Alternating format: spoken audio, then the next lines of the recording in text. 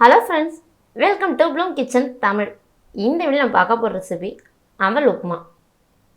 பெருமாள் கோயிலெல்லாம் பிரசாதமாக ஏகாதசி அப்போலாம் இந்த மாதிரி ஒரு உப்புமா செய்வாங்க. ரொம்பவே டேஸ்ட்டாக இருக்கும். நம்ம இங்கே ட்ராவல் போகிறோன்னா கூட இந்த மாதிரி செஞ்சு எடுத்துகிட்டு போகிறப்ப கிடாது டேஸ்ட்டும் அப்படியே இருக்குங்க. ரொம்ப ஈஸியாக செஞ்சிடலாம். கொஞ்சம் ஊற வைக்கிற டைம் மட்டும்தான். இது எப்படி செய்யணும்னு பார்க்கலாம் வாங்க. இது செய்கிறதுக்கு ஒரு எலுமிச்சம்பழம் அளவு நான் புளி எடுத்திருக்கேன். நார்மல் சைஸ் எலுமிச்சம்பழம் அளவு புளி. இது நல்லா தண்ணி ஊற்றி அலம்பிட்டு ஊற வச்சிடலாம். இது ஒரு 1 ஹவர் கிட்ட நல்லா ஊறட்டும் புளி. இந்த சுட தண்ணி ஊற்றி நம்ம ஊற வைக்கணும். 1/2 ஹவர் கிட்ட இருந்தால் போதும். இதை ஊற வச்சு புளி கரைசலில் 150 ml தண்ணி இருக்கிற மாதிரி கரைச்சி எடுத்துகிட்டு வந்தோம்னா அதில் உப்பு, மஞ்சத்தூள் 1/4 ஸ்பூன், வெல்லம் 1 ஸ்பூன் எல்லாத்தையும் நல்லா மிக்ஸ் பண்ணி வச்சிடலாம். புளி கரைசலை வடிகட்டிட்டு எல்லாத்தையும் நல்லா மிக்ஸ் பண்ணி வச்சிடலாம். இப்போ கெட்டி அவல்னு சொல்லுவாங்க உப்புமாக்குன்னு அந்த அவல். இது 1/2 கிலோ நான் எடுத்திருக்கேன். இங்கே பாருங்கள், இது இந்த மாதிரி கொஞ்சம் நல்லா திக்காக இருக்கும். சாதா அவல் வந்து தண்ணியில் ஊற வச்சா இதுவாகிடும். இது தண்ணி ஊற்றி இல்லை மண்ணெல்லாம் இருக்கும். அதனால் நல்லா தண்ணி ஊற்றி 2-3 தடவை நல்லா அலம்பிட்டு நம்ம ஸ்டோர்ஸ்லாம் கேட்டாவே உப்புமா அவல்னு சொல்லி கொடுப்பாங்க. கெட்டி அவல் இது. இங்கே பாருங்கள், இந்த மாதிரி நல்லா தண்ணி இருத்து எடுத்துகிட்டு வந்துடும். இப்போ நம்ம கரைச்சி வச்சுருக்க புளி கரைசலை இதில் ஃபுல்லாகவே ஊற்றிட்டு 1/2 கிலோ அவலுக்கு இது கரெக்டான அளவாக இருக்கும். இந்த புளி எல்லாமே கொஞ்சம் நல்லா தளத்தலன்னு இருக்கிற மாதிரி கலந்து விட்டுறணும். இது எல்லாத்தையுமே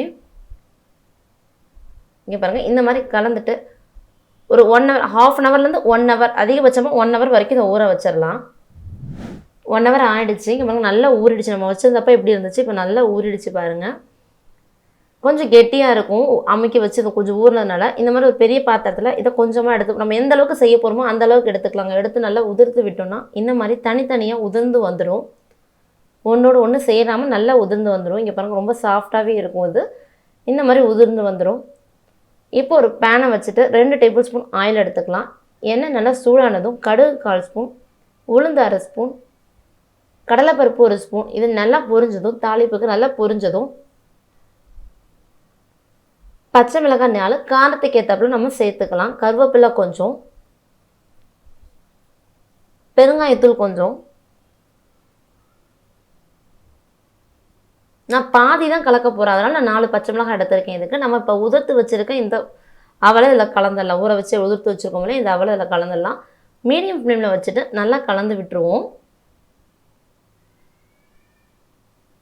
இங்கே பாருங்கள், நல்லா கலந்தாச்சு. ஒரு 2 to 3 மினிட்ஸ் வரைக்கும் இருந்தால் போதும். அதில் இருக்க அந்த பச்சை வாசனை போயிட்டு அந்த இது வந்துடும். அந்த ஸ்டேஜ் வந்ததுக்கப்புறம் தேங்காய் துருவல் 3 டேபிள் ஸ்பூன் தேங்காய் துருவல்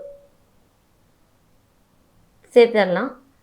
இட்லி பொடி 1 ஸ்பூன் சேர்த்துக்கலாம். இது ஆப்ஷனல் தான். லாஸ்ட்டாக டேஸ்ட் நல்லாயிருக்கும். லாஸ்ட்டாக சேர்க்குறப்ப அதோட டேஸ்ட் ரொம்ப நல்லாயிருக்கும். இதோட ஃப்ளேவரும் நல்லா கலந்து விட்டுருவோம். லாஸ்ட்டாக கொத்தமல்லி கொஞ்சமாக சேர்த்துட்டு கலந்து விட்டுட்டு அடுப்பை ஆஃப் பண்ணிடலாங்க.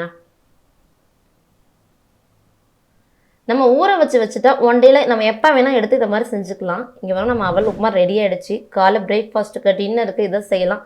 தேங்காய் சட்னியோட சாப்பிட அவ்வளோ நல்லாயிருக்கும். கண்டிப்பாக இதை அடிக்கடி பெருமாள் கோயிலுக்கு போகிறவங்க அந்த மாதிரி போகிறவங்க கண்டிப்பாக இதை டேஸ்ட் பண்ணியிருப்பாங்க. இந்த அவல் அவ்வளோ நல்லாவே இருக்கும். இந்த அவல் சாப்பிட்றதுக்கு இங்கே பாருங்கள் எப்படி இருக்குன்னு, புலன்னு ஒன்றோட ஒன்று ஒட்டவே இருக்காது. தேங்காய் சட்னி இதுக்கு அப்படி ஒரு காம்பினேஷனாக இருக்கும். நம்ம புளி கரைசலோட ஊற வச்சிருக்க அவலை 1 டேயில் நம்ம எப்போ வேணால் எடுத்து அது அப்பப்போ கொஞ்சம் கொஞ்சமாக எடுத்து தாளிப்பு பண்ணி யூஸ் பண்ணிக்கலாம்.